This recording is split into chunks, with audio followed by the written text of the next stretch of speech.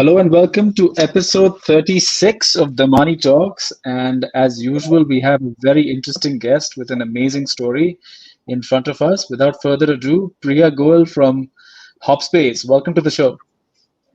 Hi, Eddie. Thank you. Hi, everyone. And I know this is obviously not the first time, but that you were there for the Women's Day special. But it's we do not get a lot of time to get into the deeper story about Hobspace. But today I'm looking forward to that. So Priya, maybe what we could start off with is you could just educate the audience a little bit about yourself and what you do. Sure. I think, first of all, I just want to thank you for having me here and the entire Artha team. It kind of feels surreal because a lot of people who've been on the Money Talks, like Harsh or RK, for example, they're all now investors at Hobspace. So, it's a very elite class of people who've literally been on the Money Talks previously. So, feels very, very good to be here. Sure, happy to walk you through my journey, what I've done till date and what we are doing at Hobspace. So I was born and brought up in Delhi in a very middle class family, a Banya family, where I've seen everybody set up their own business. Right, so my dad was into manufacturing of steel, then he got into the business of warehouse, of retail, hardware, etc., etc. So long, and lengthy stories of good entrepreneurs in my family. So that's about my family background. I did my schooling in Delhi. My bachelor's was from University of Delhi into finance and investment analysis, and I think it's one of the most prestigious courses that the university offers. And this was my first sort of exposure to the competitive world out there, because CBS literally has you competing for the first time right out of school with 20,000 kids given their first entrance exam, getting to be a part of those top 50 seats in DU. I think that was the most amazing feat that I got for the first time in my life. From there, I got an offer on campus from S&P Capital IQ, worked into private equity research for 2 years. And I think while I was very good at research, I also wanted to add on more to my skills. So the first thought was, okay, let's go out of the country, let's try and do an MBA. But there were multiple factors that could not allow me to do so. So I ended up giving my first crack at ZAT entrance examination, got through IMT Ghaziabad. Wow. I did my That's a prestigious school. Yeah, it's one of the top 10 B schools in India. And I think just in school, I was, naturally a leader. So the first step for me when I entered IMT, apart from gaining the knowledge, was also to network a lot and, be the face of the college. So, literally spending 1 month of sleepless nights, going through many interview processes in clubs and committees, got through the student council, ultimately became the general secretary of the college in my second year. Oh, wow. And so that's where I also met Harsh, by the way. So Harsh was a co-gen-sec with me. And we literally ended up handling most of the student life on campus, be it what our students are going to eat in the mess, to who gets to stay in which room, which block, handling the cultural management fest. So it was a roller coaster those 2 years. So you were used to people asking you for requests, so like a bit of an entrepreneurial, management Almost, yes. role. Yeah. And I think on campus is where I got my internship with Goldman Sachs Investment Banking. So that was a 8-week long internship. My first real step out of home, my comfort level, to Bangalore. Stayed there for 2 months, and I think gave me a supreme exposure. This was the first time I had stepped out of home from my family. In fact, none of the cousins of my age had done this, so it was frightening, but very, very fulfilling. And ultimately, ended up getting a pre-placement offer from Goldman Sachs. Joined them in summer of 2016, worked there for about 2 years. And May 2018 is when I got engaged and decided to quit, to be closer to home and decide what would be the next steps. So yeah, that's when I really started thinking about Hobspace, and that's when the entrepreneurial journey came about. So it's a very interesting, set of companies you worked for, right? S&P, Goldman Sachs, KPMG with the internships, E&Y. So at any point, did you not feel like, I mean, these were all nice and, cushy jobs you could have taken, and right now you're out there, hacking it out like an entrepreneur. So did you ever think that, it was probably easier, just take the chill life with a nice fat package? Why do all this entrepreneurial stuff? I think I've always been super ambitious, right from wanting and getting a box of colors during school time to, literally going to the college that I wanted. And Goldman again was a dream job for me, getting that. And from there, trying to and wanting to build something of my own.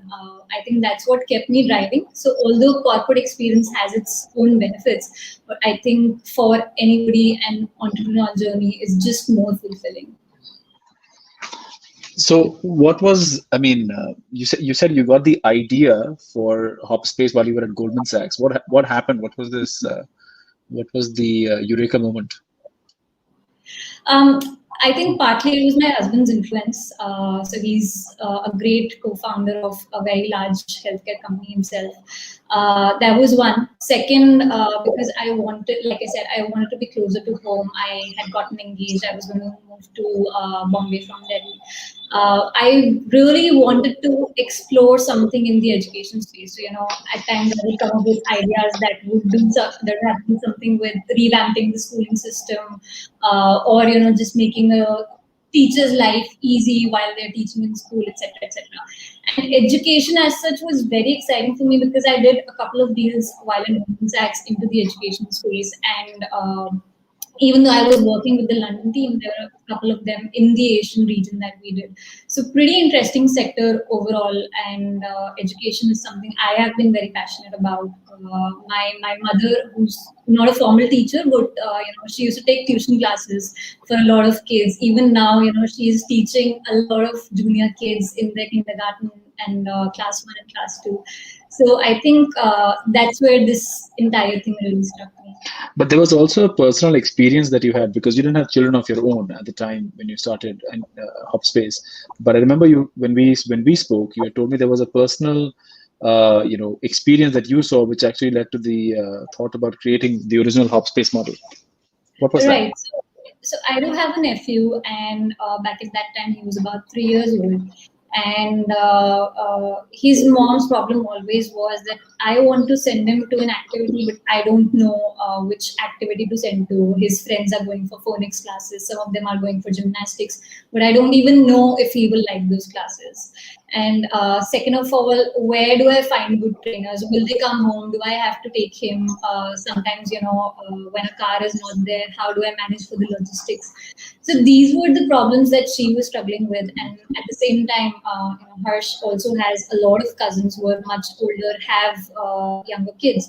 And in a city like Ujjain, you will not find people who would do fancy stuff like robotics classes or coding classes or, very organized football classes. So these have been personal experiences which really drove us to build Hopspace. Interesting. And in between, I think you also joined Farm Easy for about 6 months. And that was, I Right. mean, So that was a very interesting time, right? It was growing very, very quickly as a company. yes, so back when I joined Pharmacy, they did not have a very dedicated strategy vertical. And I think the idea was for me personally to understand how does Indian startup ecosystem work, what is it that, people would like to look at from a business perspective, what is it that investors would like to look at. I brought in a lot of daily reporting structures in place. Very interesting time. They were scaling up. There were a lot of warehouses being set up. So I managed to travel across all of their 8 warehouses to set up the best practices. And Wow. yeah, it was a very interesting time. I don't even know where the 6 months flew by. And then obviously you decided to start Hobspace. This was, I think, early 2019 when you started. Right. So what was the original idea? And I know we've had a couple of pivots, but let's talk about the original idea. What were you trying to build with Hobspace? Sure. So, after I got married and I went to Mumbai and I was still figuring out what were the next steps, I started managing the turf that my family owned here in Mumbai. And the problem at this turf was that it was heavily underutilized during the early evening hours.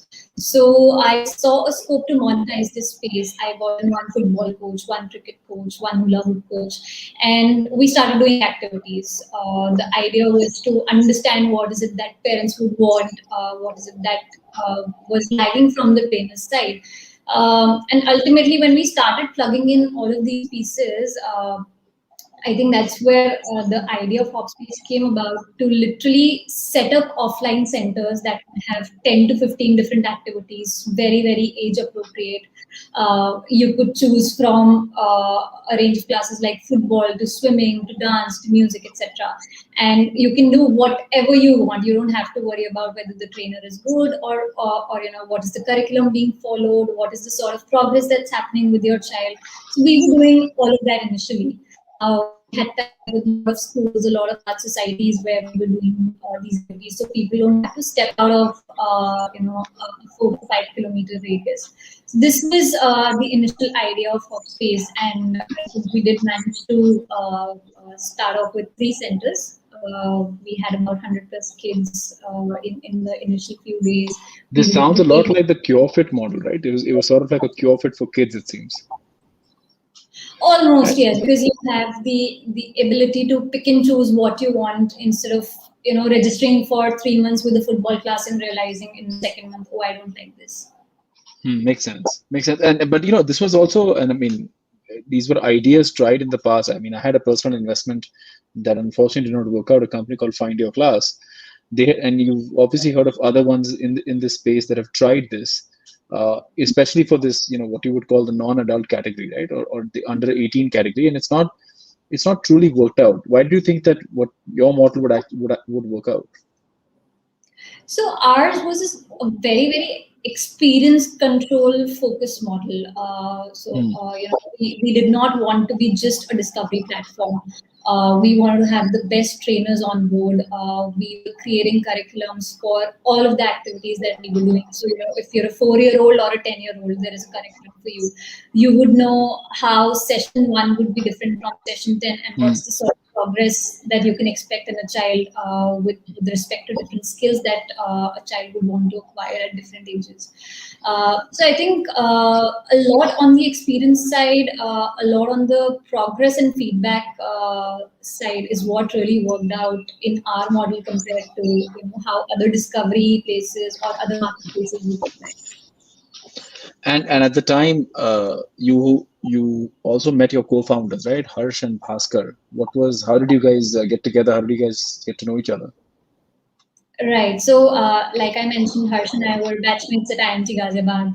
And I think at a lot of But times, because you guys met a lot of years later, right? Because I'm guessing IMT Ghaziabad to this was like we another. were always in touch, and Harsh and I wanted to do something of our own back in college as well. So, like I said, I belong to a Banya family. Harsh comes from a Jain family. So we've always seen people set up their own businesses, and we did want to do something together. It was like a college pact, but we did not know what to do back at that time. And I think over the years, because we had been in touch, I was in Bangalore, Harsh had traveled a couple of times. Then I moved to Mumbai. Harsh was here with McKinsey, working in their Mumbai office. And I think this was at a friend's wedding when we literally got talking about the idea. And when I said, I'm trying to, operate this stuff and these are the challenges there, he said, Ujjain में भी same होता है यार. So this was literally his reaction that I see my cousin struggling. So this makes a lot of sense. And the way I met Bhaskar was back during my internship at Pharmacy. So when I was visiting the Bangalore office, I happened to meet him. He was trying to search for an activity for a 6-year-old son, and he had the same challenges that, Priya, I don't know what does he like at this age. I don't know if I end up registering for this activity, will he even go? Who will manage the pick and drop? Because of his background, being a co-founder a co-founding member of Red Bus, CTO at Housedoor, Hello Class, his passion for all things technology is great. So he talked a lot about how technology could be used to leverage a lot of things, specifically in the education space. And initially, Bhaskar came on board as a mentor, then as an investor, and ultimately as a co-founder. So that's how the three of us got together. Wonderful. And what were the skill sets you were looking for in each one of them that you felt could make it a good team?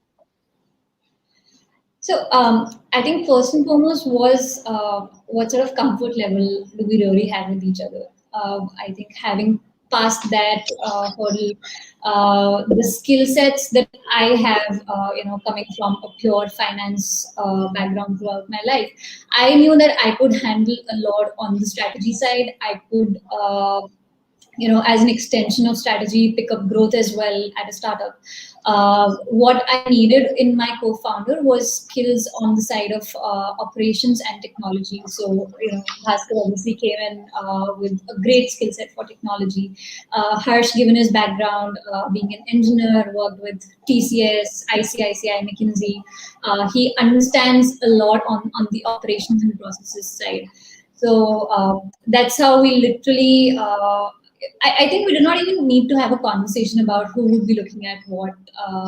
It just came naturally to all of us. Because the interesting part was you and Harsh obviously knew each other, right? There was a bit of chemistry and camaraderie there. And Bhaskar obviously came from a very different background, and came from obviously the tech world, as you would call it, right?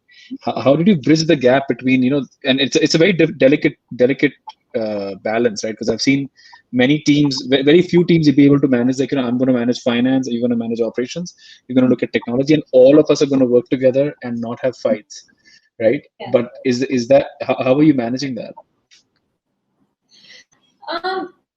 So while you're right that Bhaskar comes from a very strong tech background, but he has literally gotten his hands dirty into a lot of things while building Red Bus.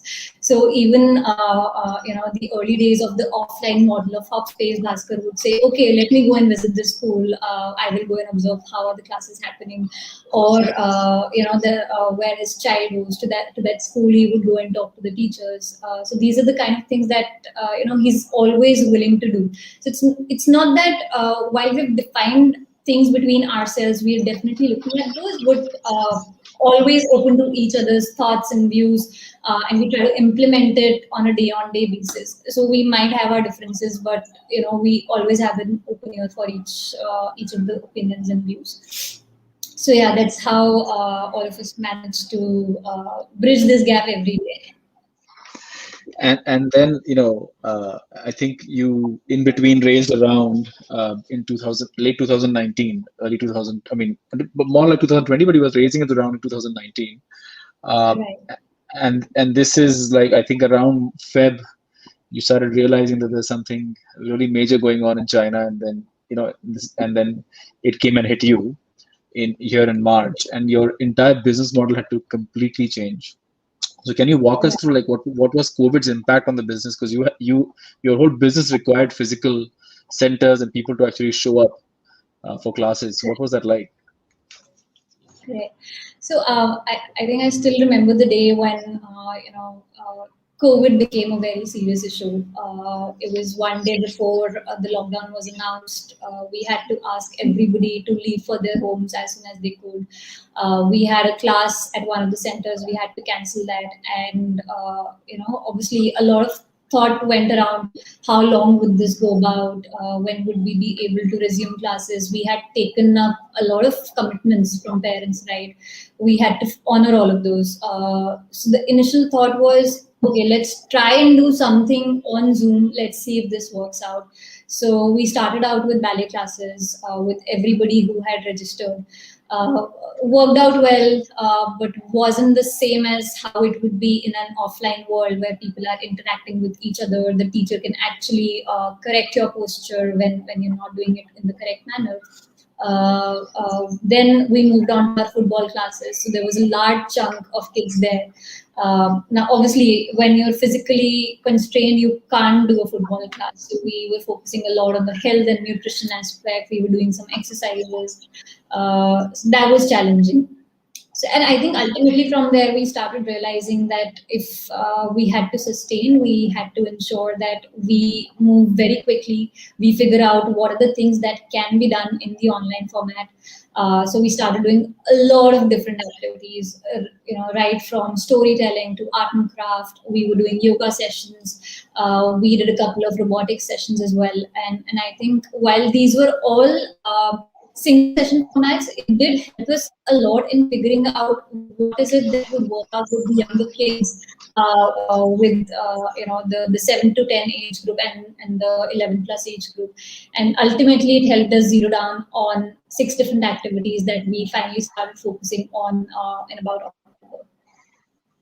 And in between, you raised your round. So you had, I know you raised money from Artha, you raised money from IPV.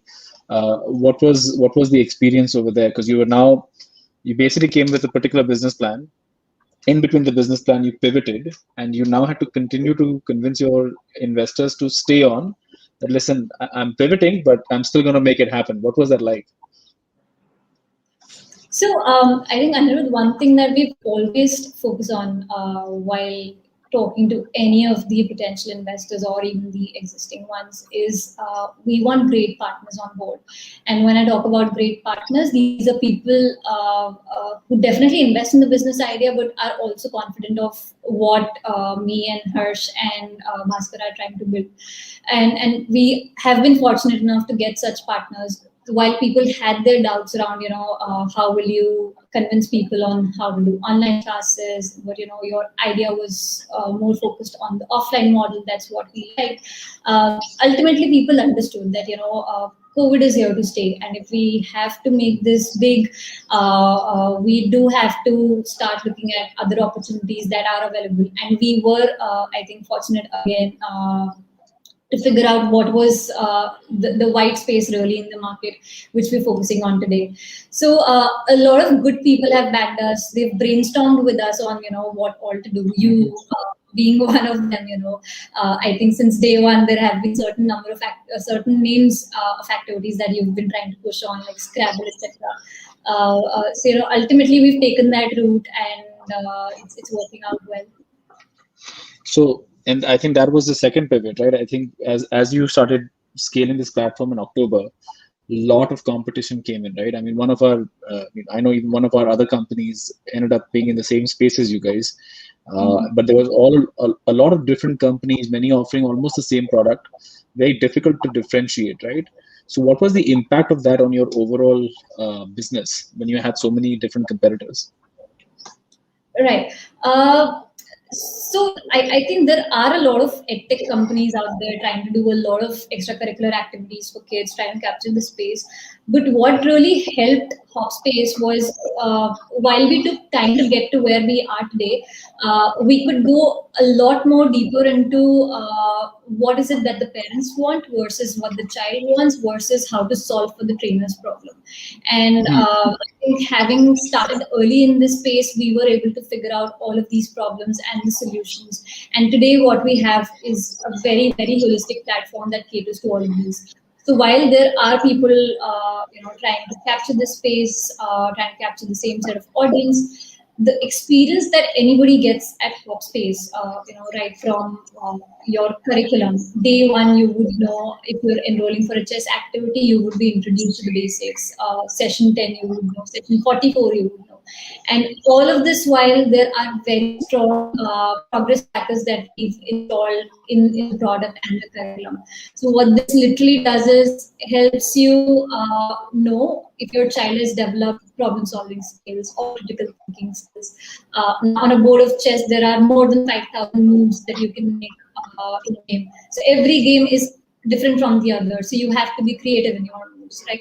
So these are the kind of things that we're doing very differently, which I think to get to this space and to be where we are will take a lot of time. And I think we'll be way ahead by the time somebody tries to catch up. So, and I think that was where the major pivot, I think, in the last 12 months has happened, is to go really vertical specific. So, I mean, what were the reasons behind this pivot? We'll talk about the results, but let's talk about why was this pivot done? So I think one thing that we started understanding very deeply was parents want a lot of experiential learning for their kids. How can a platform really curate something specifically for my child? What is it that my child will learn out of this course? How will you tell me who is the trainer? How is he or she going to teach? How will you solve for my kids' problems when the class is not happening? Right? These are some of the questions that we started getting from parents in the very early days when we were looking out to build this mental agility platform that we now focus towards. We also realized that while we were doing group classes, one-on-one classes is what really provided that experiential learning that anybody was looking for.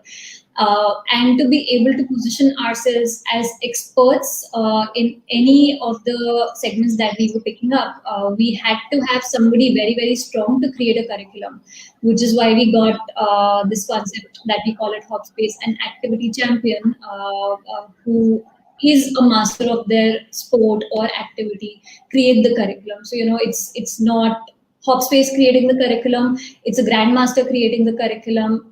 They are training the trainers also, and all of these factors really combined, I think, really led to us coming out with this mental agility vertical.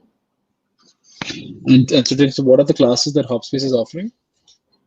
So we've got two sets currently. We do classes in India where we're focusing on chess, Spanish, French, and robotics, and we're doing classes in the US, which are live one-on-one classes only for chess. Oh wow! So US, that's a very interesting audience. Was that part of the original business plan?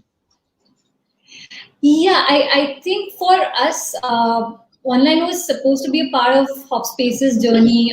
It was supposed to come somewhere around 2022, when we want to leverage technology, use AR, VR to leverage the experiences for a lot of our customers. What thanks to COVID came in early, and you're right. US is a very interesting market. I think there are some 30 million kids out there in the US who learn and play chess. So That's an very, amazing number. I don't think many people would know that. 30 million is 3 crore yeah, kids in yeah, the US. Wow. right. And I think overall there are a lot of benefits that are perceived with a game like chess. You can train from somebody who's a grandmaster. You can train from somebody who's rated. You can play with your family. You can play on the platform. And I think which is why US has been one of the first markets we have gone to be a global brand from India. And so, in terms of demographic, right? What would be the typical customer that you would be targeting? Typically, for now, we're going more after the Indian diaspora because those are the people who want to be connected to training from India. I think there's a lot of trust factor also that comes into play when there's an Indian brand actually going out there and training their kids. Having said that, we do have about 15% of the customers who are Native Americans. So I think that is also validation of the fact that when we have a great product, a great curriculum, and great trainers on board, a product or a platform like Hopspace does work internationally. So, you know, I'm going to maybe blow off the steam a little bit, and then we're going to come back to the discussion of the pivot. But in between, while all this is happening, Farmasi becomes a unicorn. So, what are dinner table conversations like between a startup founder and a unicorn founder, both living in the same household? Oh, I wish there were dinner table conversations. I think, unfortunately, all of this happened, right during this crisis that we've all been going through, and we hardly get any time to catch up. And whenever we do, we try that it is not work related. So while we, did have a small celebration, we cut a cake, etc. But I think that's about it. The world out there has been chaotic, so solving for that first. No, and I think Pharmacy is doing a fantastic job at that. I know during the last lockdown, when they were one of the primary platforms that I was using for medicines for my father, who's diabetic. So, there definitely some great work, and I've known Dharmal and since the very early days of Pharmacy. So it's definitely seen a very great journey over there. So Yeah. now let's come back to that pivot for a second, right?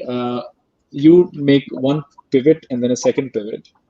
What happens to the team, right? You've got a sales team that is out there that needs to be selling, but the product is changing every 6 to 9 months. What they're selling, who they're selling to, because selling to the US audience is not like selling to the Indian audience, and then selling to a virtual audience is not the same as selling to a physical audience. Like, how Right. did when is this from, by the way? Diwali or? So this is actually from 1st of March this year, when we opened up our new office. Okay. Unfortunately, we will sit there for only 20 days or so. But yeah, that's my Hobspace family, and I think again, fortunate enough to have a set of people who are very accepting of the fact that changes happen. Businesses change course as and when we realize that there are many more things happening, and while it's a team of very very young people, but I think very mature professionally. So while we were transitioning a lot more into the US market, we were getting more people to work for the US side on the customer team.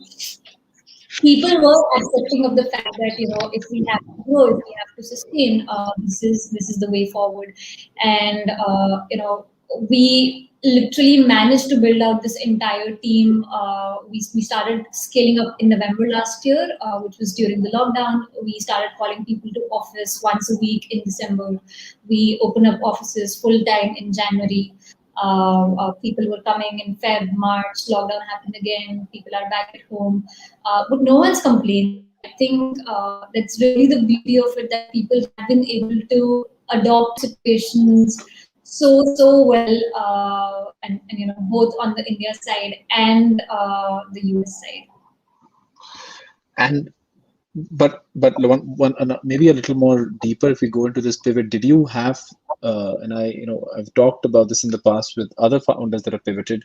Like at the time of the pivot, there are certain people that you must let go of because they no longer fit with the plan. How did you have any situations like that, and how did you handle those? I think fortunately enough, we haven't had this situation yet. And that's also because, like I said, the team is very accommodating, right? If we find that there's somebody who has a very strong potential, we do not want to let them go. Even our WhatsApp group is, by the way, called Hobspace Family. So we literally all work like a family. And if there's maybe a role that's no longer valid, we will try and utilize that person's abilities into some other role. So that's how we have been in the last few. So and how are you probably getting your other stakeholders like your investors and even your customers on board with this new pivot? What was the strategy there? So I think on the investor side, at least, again, there were a lot of brainstorming sessions as to what needs to come from here. Is the world going to change? Can offline come back? We did try to launch offline activities again during Feb and March, but the lockdown happened again. So we were very strong propagators of how offline can actually benefit. But when we started seeing online activities also can benefit kids in multiple ways, we started cascading the same confidence to parents as well. That you can transform your child's screen time into a healthy learning fun screen time. So hey, I'm going to offer you chess class, and what we will do is we will do just 30 minutes of screen time, and the rest would be very audio based learning experience. So I will be asking you questions. It's not mandatory for you to look at the screen, or I'll give you an exercise where you're not looking at the screen. So overall becomes a great learning platform where you are experiencing both the screen and off the screen. I see. How are you keeping these? Sorry, I've got something in my eye. But how are you keeping your children engaged in between these classes? Are you doing anything that is, helping them learn better? Because there's one thing that was just theory. There's another thing to be out there and competing. Right. So we do have a lot of exercises and fun games that we give to our students in between sessions. So, for example, if you have enrolled for a Spanish class, what we will do is we will give you a couple of exercises or audios to listen to. We will ask you to write a paragraph and come and talk about whatever you've experienced in the last 3 days in the next class. So what this does is keeps the child engaged, number one. Second, builds onto their confidence of being able to do things on their own. And the teacher support is always there in case you get stuck between the gap during the two sessions. So when anybody's listening in today, and there's people logged in from YouTube, from Facebook, and in from LinkedIn, and that have children, like what age of children would find the maximum utility out of Hobspace? So we cater to a very wide age group, which is the 3 to 14 years old age group. But what we've done is very meticulously divided all of our age groups so that the classes are then appropriate. So we've got one age group for 3 to 6. We've got one for 7 to 10. There is 11 to 12, and then 13 and 14. And for one-on-one classes, now obviously it depends really on the level which we assess the kid to be at, and that's how one-on-one classes progress. And the one-on-ones could be with like adults as well, or is it only children? No, only children. I think the adult world is too complicated, so we would want to stay away from that. But I'm sure there are adults who want to learn how to play chess, Priya. Yes, I'm sure. I do hope Hobspace is able to cater to these adults. But for now, our passion is teaching children. Our focus is on children, so we're going to do that. So what should they do? Like, and what are the kind of packages you're offering to parents for their children? Sure. So in India, if you are registering with us, you can go for 1 month or 2 months or 3 months package. If you're opting for just 1 month, you can pick from any of the 4 activities that we offer on the platform. If you're going for anything more than that, we provide you the flexibility to pick up whatever activity you would want to subscribe for. So maybe month 1 you want to do Spanish, and month 2 you want to do robotics. And that's how our subscription model works in India. You want to come back to maybe the first activity in month 3, we're completely okay with it, because we have tracked your progress for 1 month, and we would have that for the 3rd month when you come back to us. So that's how we maintain continuity for every student. In the US, our classes are done one-on-one chess only, so you can register for whatever level the trainer would assess you at. So there's an assessment session that we ultimately keep at the beginning of the class, where we ascertain what is the level of the child, are they ready to learn this activity, and how many classes would actually be required to go from, say, being an unrated player to 800 to 1000 to 1200 and so on. So are these classes, is this assessment free? Yes, absolutely free of cost. Okay, and then are you offering any kind of like free classes and stuff like that, or are these all paid classes after that? So all our classes are paid, but you do have a refund option in case you don't think that it's adding any value to your students' life cycle. Okay, and I noticed that you have a different approach to Indian parents and a very different approach to the US parents, where you've got only one activity being offered over there, but in India you've got a bit more. Any reason why the two different approaches, or are you looking to merge them as one approach in the future? So I think what we've done in the US, going out with just one activity, is more about understanding a little more deeper as to what kids really do, and what is it that we could introduce as next set of activities. In India, why we're doing 4 activities is because all of the kids in India would go out for at least 2 activities in a week.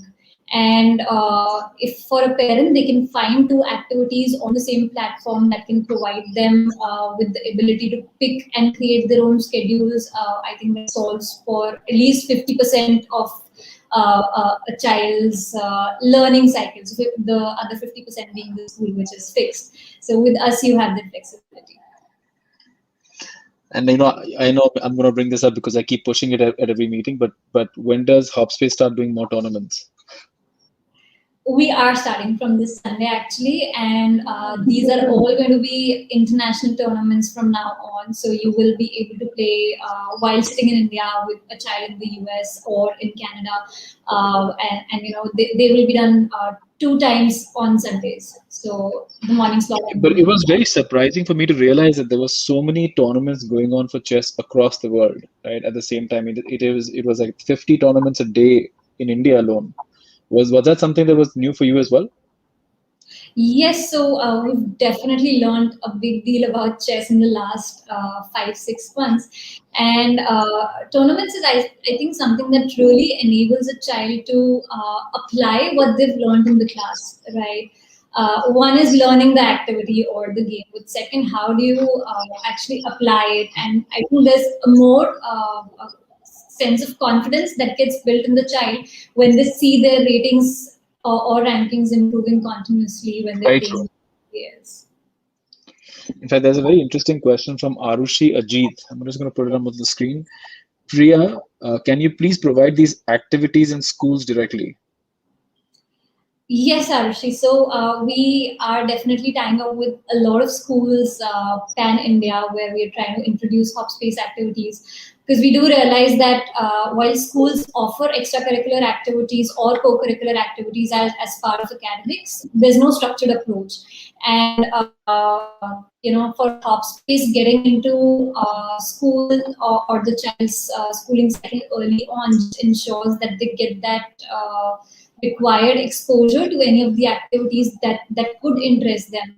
And I think also introducing activities in schools really exposes the child to a lot of skills. And what I realized while building Hobspace, I was a dancer in school, right? And I would be the one always leading the group, standing in the front because I could remember all the steps, and people who would keep forgetting would be standing behind me. And I think that's how I started realizing that I have this leadership skill. I can lead people on to wherever I want to. Similar way, I used to do a lot of painting, sketching, etc. in school. It's a funny thing. You've got a concept of houses in school. So we had a red color, yellow color, blue color. So I was in the green house, which was the Netaji house, and we were supposed to do the bulletin boards for the month. Now another house, which was the blue house, the teacher came to me and said, "Priya, could you do for us as well?" And I did that because I knew I was creative and I did not need a lot of time to be able to do that. And that creativity is something that I'm still applying on a day-on-day basis at Hobspace also. Gave me a very good attention to detail. That helped me at Goldman Sachs as well, by the way. Attention is detail that every investment banker is supposed to have. So, a lot of these skills that you build on early on in your schooling life are things that last you up to your lifetime. So, yes, definitely looking to tie up with schools very, very soon. So I believe Arushi may come from from a schooling background. So if she wants to get in touch with you and offer these to maybe students in her school, what's the best way to get in touch with you? You can directly write to us. Actually, write to me at priya@hobspace.com, and I will make sure that it comes to you. So that's priya@hobspace.com. So Arushi, please direct your request directly to Priya, and she will take care of it. We never discussed so all these pivots. Where is Hobspace today? So we are today a mental agility platform built for kids between 3 to 14 years of age. We are an Indian platform building out for the global market. So in terms of traction, where are you at? So I think overall we've got about 2,500 kids registered on the Hobspace platform as of date. spread across India, US. We've got a couple of kids from Nepal, UAE, Singapore. I think we have one student from South Africa as well. So Wow. that's we're spread out across different geographies. And your revenue split between India and the US? It's about 75-25 today because again, US we do one-on-one classes. People register for 4 months at one go. So 75 is US, 25 is India. And what is the next market you're looking at? I think an overlapping market to US is Canada, so that's going to naturally rush for us. And apart from that, we're currently exploring Germany, UK, Singapore, and UAE.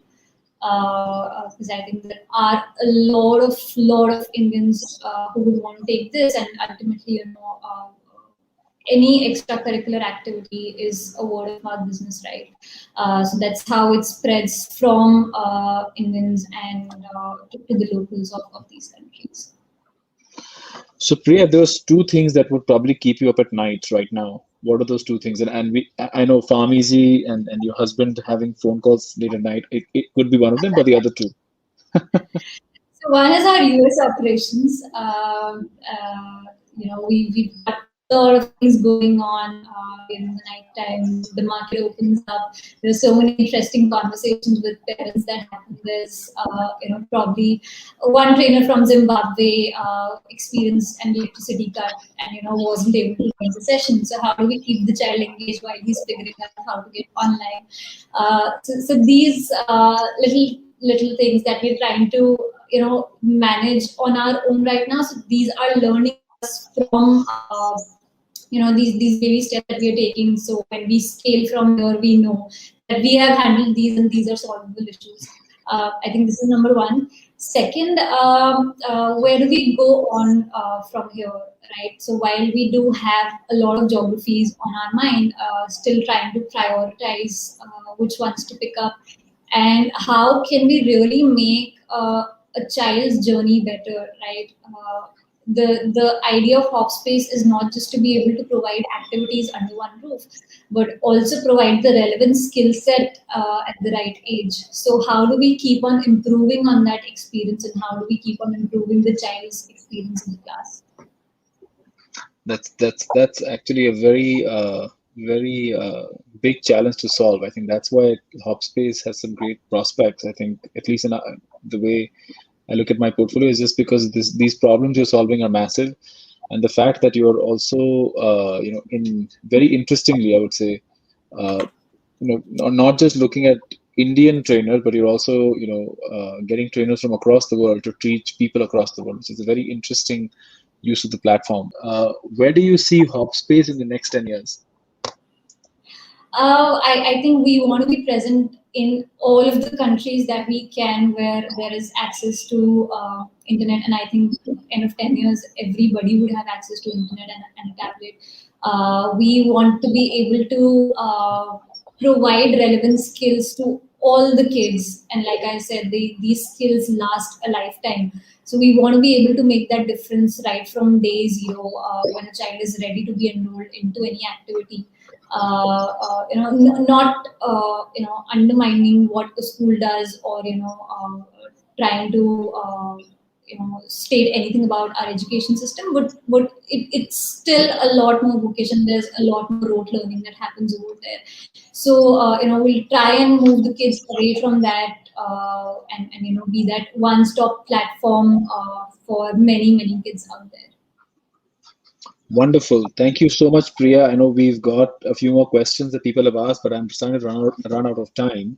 So what I'm going to do is I'm going to take rapid fire first, and then after that, if we have time, we'll take a few questions. The first question: Elon Musk, Jeff Bezos, Bill Gates, and Donald Trump are coming home for dinner. What's the plan?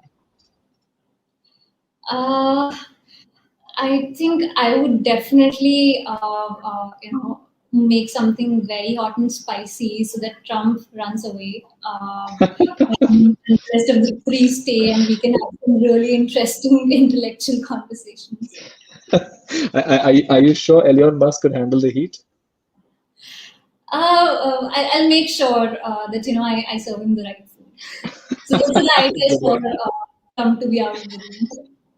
See, I told you should accept Dogecoin for cross-border payments. Then that would definitely get Elon Musk there. When do you get your best work done? Morning, evening, or night? I'm not at all a morning person. So I think night is when I think I'm the most productive, and I think part of it also comes from the entire investment banking background, where you have to stay up late till night, creating pitch decks and just researching on the market. So definitely, Did you ever imagine years later you would be the one that people will be making pitch decks for? sorry, I didn't get that. I said, did you ever imagine that years later you would be the person that people were making pitch decks for late at night? I did not actually, and sometimes it's quite fascinating because when these pitch decks come and people end up making mistakes, I'm like, this is very basic, but probably this was also something that I was doing as an investment banker. What's the first name that comes to your mind when you hear the words successful entrepreneur? So Anirudh, I lost you. What was that? I'll say, what was the first name that comes to your mind when you hear the words successful entrepreneur? A lot of them actually, and I think first and foremost, I would start with my husband. Goel. He's That's the been a easy one. great. Yes, and a lot of other people like Mark Zuckerberg, Jeff Bezos, Elon Musk, all of them are great entrepreneurs. So I can't really pick on one. So if you could pick the brain then of one person for 24 hours and ask them anything you want, who would it be? And this time only one person, Priya. You can't give This me is a a new list. That's the and easy. I think you've heard this so many times on the Money Talks. It definitely has to be Elon Musk. I just want to know what goes on in that person's mind all the time. And I think more specifically, why would he choose to name his child whatever he did? I still don't know how to pronounce it. One piece of advice to founders about fundraising.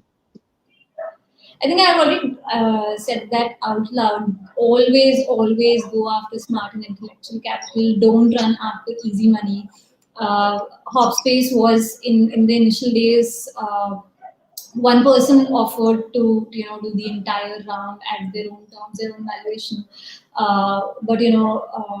Very soon we realized that it wouldn't work out because that person wouldn't bring that intellectual capital into the business. So always focus on intellectual capital. Very, very, very important advice. Uh, One piece of advice that you would like to give your 18-year-old self.